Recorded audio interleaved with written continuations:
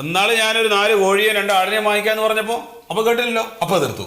എന്തിനാ ഇപ്പൊ കോഴിനെ ആടിന്? മുട്ടയും പാലും നല്ലത് കഴിക്കാം. കടയിൽ നിന്ന് കിട്ടണതിനും കുഴപ്പമൊന്നുമില്ല. നിങ്ങൾ രാവിലെ സ്കൂളിലോട്ടെന്ന് പറഞ്ഞ് ഇറങ്ങി പോവും.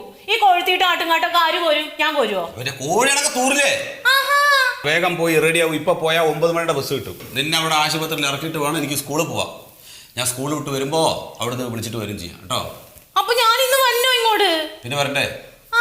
അവിടെ പ്രസവിച്ചെടുക്കണ എന്റെ അനിയത്തി, അവൾക്ക് കൂട്ടു നിൽക്കാൻ വേറെ ആരുമില്ല. എടി, തുടർച്ചയായിട്ട് 5 കൊല്ലമായിട്ട് അവള് പ്രസവിച്ചോണ്ടിരിക്കല്ലേ. അപ്പൊ നീ എന്നല്ലേ പോയി നിന്നത്? ഇത്തവണ അവനോട് വന്ന് നിൽക്കാൻ പറ. അവന് ലീവ് കിട്ടണില്ല. എന്ത് കുന്തെങ്കിലും ആവട്ടെ, ആ ചായ എടുക്ക്, വാതിൽ കൂട്ടി ഇറങ്ങാം.